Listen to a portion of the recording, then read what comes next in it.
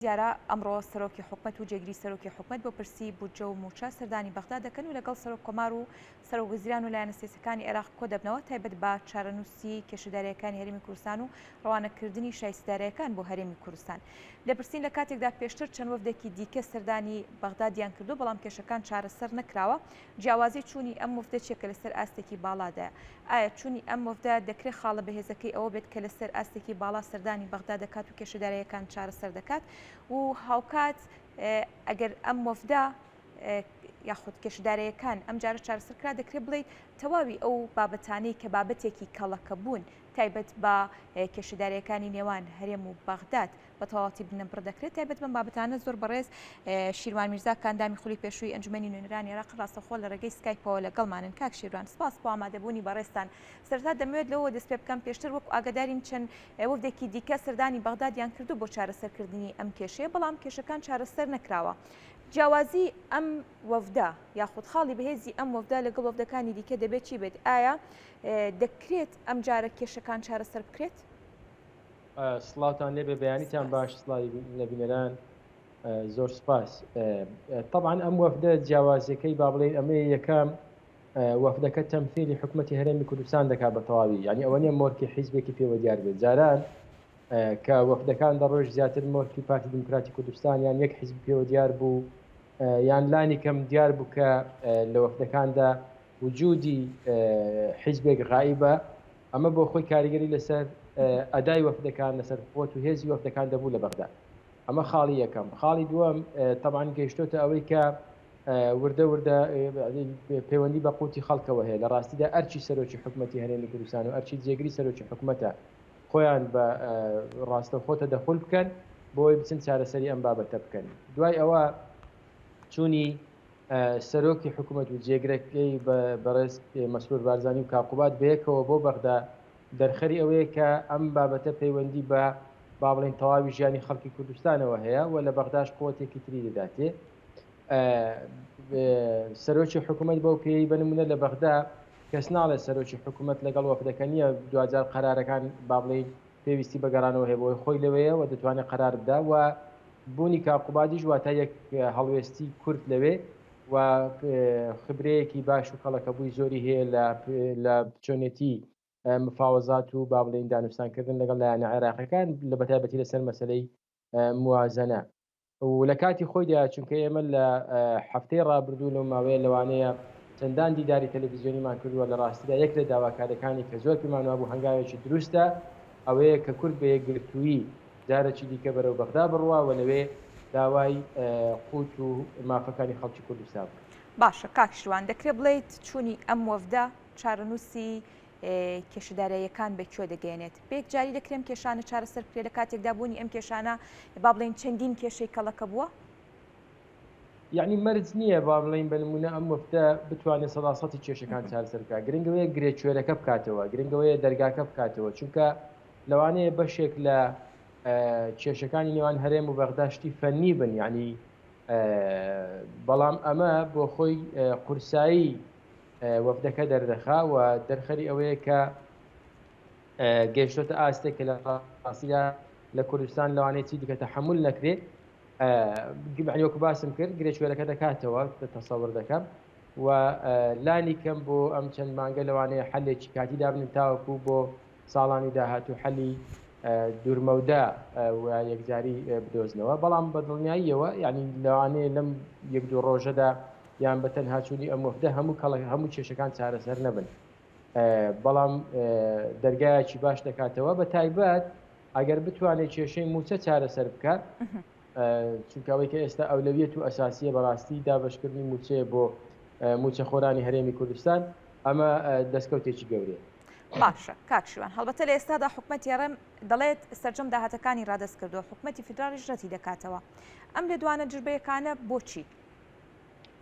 طبعا وەکو باسم کرد ئێستا تقریبا کێشەکان دیارە لەسەر چیە، یعنی وەکو بڵێ ڕوون بۆتەوە خلافەکە لەسەر چیە. دوو بۆ چوونی جیاوازیان دوو لێکدانەوەی جیاواز بۆ هەندێک لە مادەکانی دەستور دەکرێتەوە بۆ ئیتفاقی نەوتیش. لەسەر بابەتی نەوت تەسەوڕ دەکەم کێشەکە لەسەر کرێی کۆمپانیا نەوتیەکانە چکە ئەو دوو داتایی کە بڵاو کراوەتەوە داتای حکوومەتتی هەرێمی کوردستان لەگەڵ داتای حکوومەتتی عراقی جیاوازیەکە تەنها لە کرێی کۆمپانیا نێوتەکاندایە بەڕێزی شت بیرتەوە هەموو خەڵکی کوردستانیش بیرێتی لە ڕابردوودا کاتێک کە دیلۆیت بە داتاکانی بڵاو دەکردەوە هەمومان دەمانزانی کە لە 1954 داهاتی نەوت دەڕۆژ بۆ کرێ کۆمپانیا نێوتەکان کرێی دەرهێنان و بەڕێکردن و ئەوەی کە با بڵێن خزمەت گوزاری ینی بە شێوەیەکی گشتی دەڕۆژ بۆ خەرجینەوەت. بەڵام حکوومەتتی عراقی لە 1 تا 25 سێ ئەوەی کە حسابی کردو ئەم پارەیە کە بریتە لە 3 تریلیۆن و 900 میلیارد دینار ئەمە بە هەمووی حساب کردو هیچ پارەیەکی بۆ کرێی کۆمپانیا نێوتەکان حساب نەکردو. ئەمە یەک لە جیاوازی بۆ چوونانەیە کە لە نێوان هەرێم و بەغدادا هەیە کە بڕێکی زۆر لەو پارەیە لەوێدا خۆی دەبینێتەوە. لە داهاتی نانەوتی بڕەکەی زۆر خلافیان نییە تەنها 24 میلیارد دینار خلافیان هەیە. بەڵام جیاوازیەکە لەوەدا کە حکوومەتتی هەرێمی کوردستان دەڵێ من لە 150 تەنها داهاتە فیدراڵیەکان دەبێ بجەرمەوە بۆ حکوومەتتی اتحادی حکوومەتتی بەغدا حکوومەتتی اتحادی دەڵێ نەخێر دەبێت لە 100 هەموو داهاتەکانی ناوخۆ بگەڕێتەوە ناو خەزێنەی دەوڵەت بگەڕێتەوە بۆ حکوومەتتی اتحادی من بەشێک لەو داهاتانە لە 150 دەجەرمەوە. یعنی خلافەکە لەم دوو ئەوە کە باسم کرد خلافی تەکنیکین یعنی با بڵێن لۆ لێکدانەوەی جیاوازن بۆ یاسای قانونی ئیدارەی مالی و بۆ یاسای موازنە. بەڵام با بڵێن تەدەخولی ئەمڕۆ یان با بڵێن چووری وەفدی ئەمڕۆ لەوانەیە بەشێک لەو کێشانە چارەسەر بکات چونکە بیرمان نەچێت لە سەردەمی بەڕێز عادل عەبدولمەهدی لە سەردەمی کاظمی ئەم یاسایانە هەر هەبوون و دەکرێت بڵێن وەزع بەم شێوەیەش نەبوو بەڵام بڕێک پارە بۆ حکوومەتتی هەرێمی کوردستان هەردەهات. یعنی تەدەخولە سیاسیەکە زۆر جار با بڵێن چاوپۆشی لە هەندێک شتی فەنی دەکرێت. باشە کاک شیروان هەڵبەتە هەمیشە ئێمە باز لە جێبەجێکردنی دەستور دەکەین ئەگەر بێت و ڕێکەوتنەکان ڕێکەوتنێکی سیاسی بێت ڕەنگە لە شوێنێکی دیکە جارێکی دیکە ئەم ڕێکەوتنە سیاسیە کاری پێ نەکرێت و باشترین بابەت گەڕانەوەی بۆ دەستور دەکرێت چارەسەرکردنی ئەم کێشەیە بە ئاسانی بە یەکجاری لە ڕێگەی دەستورەوە بێت یاخود ئەمە زەحمەت دەبێت. لە ڕێگای دەستور و یاساوە تەبعاً نایشارمەوە کەمە لە دووسێ شوێندا با بڵێن مووقیفمان بە قووەت نییە لاوازە. لە قانونی ئیدارەی مالی مادەی 29 ئەوەی کە پەیوەندی بە داهاتی نانەوتیەوە هەیە چۆنێتی جێڕانەوەی و چەند دەگەڕێتەوە بۆ بەغدا ئەوانە ئەمە لە ساڵح حکوومەتتی اتحادیە گەرۆک خۆی جێبەجێ بکرێ وەق لە زەرری حکوومەتتی هەرێمی کوردستانە سەبارەت بە قانونی موازنەوە ئەوەی کە دەکرێت تەبعاً وەکو باسم کرد خلافەکە داهاتی با بڵێن کرێی کۆمپانیا نێوتەکانە ئەویش حکوومەتتی عراقی ئەو پارەیە نادا کە پێشتر با بڵێن حکوومەتتی هەرێمی کوردستان داوێتی بە کۆمپانیا نێوتەکان کاتی خۆی یەک لەو هەڵانەی کە کراوە با بڵێن ئەوەیە کە موچەی فەرمانبەران بەستراوەتەوە بە نەوێت و بە داهاتی نانەوتی یعنی هەندێک التزامات کراوەتە سەر هەرێمی کوردستان اینجا موچەی فەرمانبەران بدرێت کە لە ڕاستی ئەمە بۆ خۆی یەکێک لە هەڵەکان بۆیە لەم قۆناغی ئێستادا ئێمە ئەگەر بە تەواوی 100% وەکو خۆی دەستور و یاسا یعنی با بڵێن یاساکان جێبەجێ بکرێن بە عەفو دەستور نا ئەمە لەوانەیە لە قازانجی حکوومەتتی اتحادی بێت بەڵام بە شێوەیەکی تر ئەگەر ئێمە بیر لەوە بکەینەوە بڵێن یعنی بەو ئاراستەی ئیش بڵێن نەوت لە دەستی حکوومەتتی هەرێمی کوردستاندا نەماوە کە لە دەست حکوومەتتی اتحادی خۆی دەتوانێت بەکاریبێنێ یان ناتوانێت لەگەڵ تورکیا ڕێک دەکەوێت یان ڕێک دەکەوێت مەسئولیەتی حکوومەتتی هەرێم نییە تازە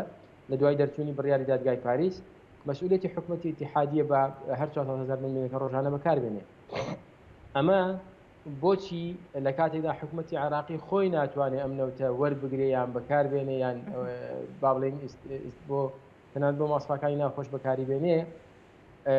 موچە خۆلان ببەستێتەوە بەوە ئەمە لە ڕاستیدا هەم نادەستوریە هەم ناحەقێکی گەورەیە لە ڕاست بابەتێکی تریش خەرقی دەستوریەویش ئەوەیە کە جیاوازی زۆر لە نێوان هاوڵاتیانی هەرێم و هاوڵاتیانی ناوچەکان تری عێراقدا بکرێت لە ڕووی دابشکردنی موچەوە ناکرێت بە نمونە پاشی 5 ڕۆژ 6 ڕۆژی تر لە ناوچەکانی تری عێراق هاوڵاتی موچەخۆر موچەی مانجی 9 وەردەگرێت حکوومەت فەرمانبەری هەرێمی کوردستان تا ئێستا موچەی مانجی 7 وەرنەگرێت. باشە یعنی شتەکە دووسەرەیە دەبێت لێکی جاکەینەوە و بۆیە ئێمە لە ڕاستیدا پێشنیاری ئەومان کرد کە ینی تەدەخولێکی سەریع بکرێت بۆ ئەم چەند مانگە با بڵێن حەلێکی ناوەند بدۆزرێتەوە و بۆ ساڵانی داهاتوو کە بیرمانە موازنە بۆ 3 ساڵە بۆ ساڵانی داهاتوو دەبێت بیر لە تعدیلی بەشێک لەو مادانە بکەینەوە یعنی ئەگەر بۆی ساڵانی داهاتووش ئەو مادانە بەم شێوە دژی هەرێمی کوردستان بەکار نهێنرێت. کاک شیروان ئەگەر بێت و هەولێر و بەغداد پێداگیری لەسەر ویستەکانیان بکەن و نەکەونە ڕێککەوتن چارەنووسی شای سەدارەکانی هەرێم بەکوێ دەگات؟ تەسەور ناکەم بگاتە ئەم حاڵەتە چونکە ئێستا با بڵێن ڕاستە وەکو ڕقم خلافەکە زۆرە بەڵام حکوومەتی اتحادی ئێستا مەسەر بن ڕەزامەندی دەربڕیوە 500 میلیارد دینار وەکو قەرز بۆ 3 مانگ بداتە هەرێمی کوردستان و هەرێمی کوردستان دەبێ ئالێتی وەرگرتنی ئەم قەرزە ڕووم ینی جێبەجێ بکات تا ئەو کاتێک کە پاکتاوی با بڵێن دارایی دەکرێت و ئەوەی کە خلافەی کە باسی دەکەین هی 6 مانگی یەکەمی ئەم ساڵە بۆ 6 مانگی دووەم لەبەرەوەی ئێمە نەوتمان نەفرۆشتووە لەوانەیە ئەم خلافە زۆر کەم بێتەوە یعنی ئەگەر بچینە سەر وردەکاری و بابەتی فەنی و تەکنیکی بۆ 6 مانگی دووەم یعنی لە مانگی 7 تا مانگی 12